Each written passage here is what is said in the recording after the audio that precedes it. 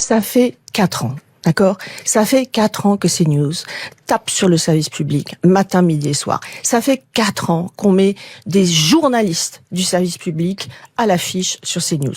Moi, je suis là aujourd'hui pour défendre le travail de cette maison France Télévisions, des journalistes, et redire Mais est-ce que c'est le cas? Est-ce que finalement, au-delà de ce que dit CNews, peu importe que ça soit CNews qui le dit, on y vient après, est-ce qu'il y a une impartialité sur le service public? Est-ce que toute la diversité des opinions est représentée? Et pas simplement par les invités, parce que chez CNews aussi, ils sont représentés, les invités, par les éditorialistes. Est-ce que c'est le cas?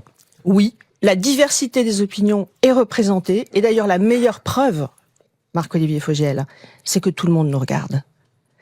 On n'exclut personne. Tous les téléspectateurs regardent France Télévisions. Donc les 40% de téléspectateurs qui votent pour des Français qui votent pour le Rassemblement national, ils se retrouvent, vous dites, sur le service public dans ce qu'il leur est proposé. En tout cas, ils regardent le service public, oui. Et vos attaques en riposte à CNews, quand vous dites que c'est une chaîne d'opinion et d'extrême droite, vous n'allez pas trop loin?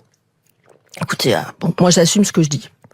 Comme je vous le disais, ça fait 4 ans qu'on se fait taper dessus matin, midi et soir, d'accord? En France, il se trouve qu'on a une presse d'opinion.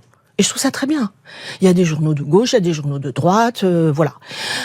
Il se trouve que je considère, et je suis pas la seule, que CNews est une chaîne d'opinion. Est-ce que ça me pose problème? Non. Vous êtes allé plus loin, vous dites que c'est une chaîne d'extrême droite. Ça ne me pose pas de problème. Je dis juste qu'il faut pas avancer masqué. C'est tout ce Donc vous redites ce matin sur RTL, CNews est une chaîne d'extrême droite. J'assume tout ce que j'ai dit. Donc une chaîne d'extrême droite. J'assume tout ce que j'ai dit, Marco.